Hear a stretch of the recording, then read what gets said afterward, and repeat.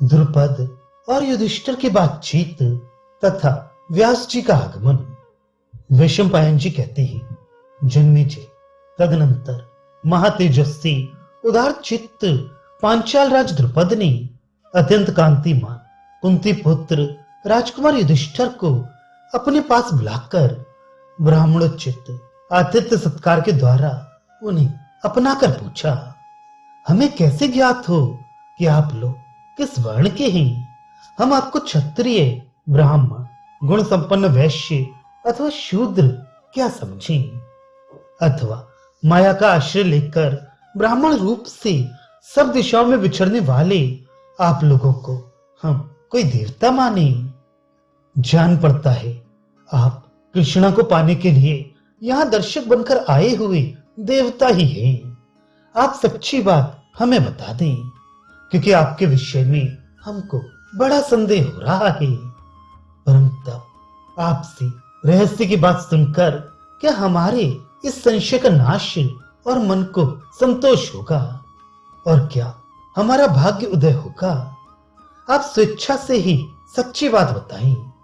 राजाओं में इष्ट और पूर्त की अपेक्षा सत्य की ही अधिक महिमा है, अतः असत्य नहीं बोलना चाहिए। देवताओं के समान तेजस्वी शत्रुसूदन, मैं आपकी बात सुनकर निश्चय ही विधि पूर्वक विवाह की तैयारी करूंगा। युधिष्ठिर बोले, पांचाल राज, आप उदास ना हो, आपको प्रसन्न होना चाहिए। आपके मन में जो अभीष्ट कामना थी वह निश्चय ही आज पूरी हुई है, इसमें संशय नहीं है। राज, हम लोग क्षत्रिय ही हैं, महात्मा पांडु के पुत्र हैं। मुझे कुंती का ज्येष्ठ पुत्र समझिए।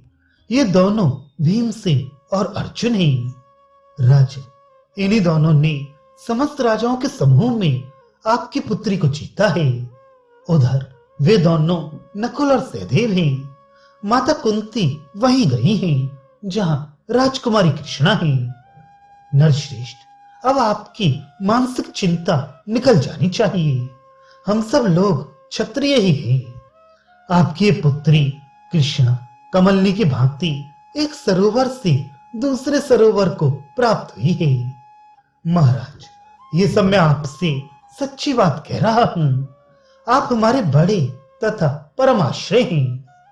वैशंपायन जी कहती है, जन्मेजय, राजा युधिष्ठिर की ये बातें सुनकर महाराज द्रुपद की आंखों में हर्ष के आंसू चले गए। वे आनंद में मग्न हो गए और गला भराने के कारण उन युधिष्ठिर को तत्काल कुछ उत्तर न दे सके। शत्रुसूदन द्रुपद ने बड़े यत्न से अपने हर्ष के आवेश को रोका और युधिष्ठिर को उनके कथन के अनुरूप ही उत्तर दिया। फिर उन धर्मात्मा पांचाल नरेश ने यह पूछा कि आप लोग वाणावत नगर से किस प्रकार भाग निकले? पांडु नंदन युधिष्ठिर ने वे सारी बातें उन्हें क्रमशः कह सुनाई।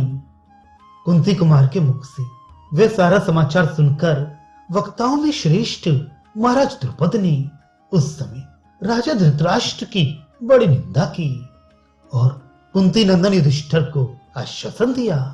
साथ ही उन्होंने ये प्रतिज्ञा भी की कि हम तुम्हें तुम्हारा राज्य दिलाकर रहेंगे। राजन, तत्पश्चात कुंती, कृष्णा, युधिष्ठिर, भीमसेन, अर्जुन, नकुल और सहदेव राजा द्रुपद के द्वारा निर्दिष्ट किए हुए विशाल भवन में गए और यज्ञसेन द्रुपद से सम्मानित हो वहीं रहने लगे। इस प्रकार विश्वास जम जाने पर महाराज द्रुपद ने अपने पुत्रों के साथ जाकर युधिष्ठिर से कहा, ये कुरुकुल को आनंदित करने वाले महाबाहु अर्जुन आज के पुण्यमय दिवस में मेरी पुत्री का विधि पूर्वक पाणी ग्रहण करें और अपने कुलोचित मंगलाचार का पालन प्रारंभ कर दें। वैशंपायन जी कहती है, तब धर्मात्मा राजा युधिष्ठिर ने उनसे कहा, राजा, विवाह तो मेरा भी करना होगा। द्रुपद बोले, वीर, तब आप ही विधि पूर्वक मेरी पुत्री का पाणी ग्रहण करें, अथवा आप अपने भाइयों में से जिसके साथ चाहें उसी के साथ कृष्णा को विवाह की आज्ञा देते हैं। युधिष्ठिर ने कहा, राजन, द्रौपदी तो हम सभी भाइयों की पटरानी होगी। मेरी माता ने पहले हम सब लोगों को ऐसी ही आज्ञा दे रखी है। मैं तथा पांडव भीमसेन भी अभी तक अविवाहित हैं और आपकी इस रत्न स्वरूपा कन्या को अर्जुन ने जीता है। महाराज, हम लोगों में ये शर्त हो चुकी है कि रत्न को हम सब लोग बांटकर एक साथ उपभोग करेंगे। नृप शिरोमणि, हम अपनी उस पुरानी शर्त को छोड़ना या तोड़ना नहीं चाहते। अतः कृष्णा, धर्म के अनुसार हम सभी की महारानी होगी। इसलिए वे प्रज्वलित अग्नि के सामने क्रमशः हम सबका पाणी ग्रहण करें। द्रुपद बोले, गुरुनंदन, एक राजा की बहुत सी रानियां अथवा एक पुरुष की अनेक स्त्रियां हों, ऐसा विधान तो वेदों में देखा गया है, परंतु एक स्त्री के अनेक पुरुष पति हों, ऐसा कहीं सुनने में नहीं आया है। तुम धर्म के ज्ञाता और पवित्र हो, अतः तुम्हें लोक और वेद के विरुद्ध ये अधर्म नहीं करना चाहिए। तुम कुंती के पुत्र हो, तुम्हारी बुद्धि ऐसी क्यों हो रही है?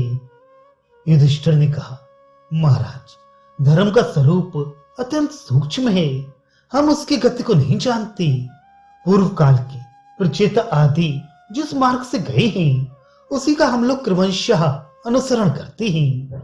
मेरी वाणी कभी झूठ नहीं बोलती और मेरी बुद्धि भी कभी अधर्म में नहीं लगती। हमारी माता ने हमें ऐसा ही करने की आज्ञा दी है और मेरे मन में भी यही ठीक जचा है। राजन, ये अटल धर्म है, आप बिना किसी सोच विचार के इसका पालन करें। पृथ्वीपति, आपको इस विषय में किसी प्रकार की आशंका नहीं होनी चाहिए। द्रुपद बोली, कुंती नंदन, तुम, कुंती देवी और मेरा पुत्र धृष्टद्युम्न, ये सब लोग मिलकर ये निश्चय करके बताएं कि क्या करना चाहिए। उसे ही कल ठीक समय पर हम लोग करेंगे। वैशंपायन जी कहते हैं, भारत, तदनंतर वे सब लोग मिलकर इस विषय में सलाह करने लगे। राजन, इसी समय भगवान वेद व्यास वहां अकस्मात आ पहुंचे।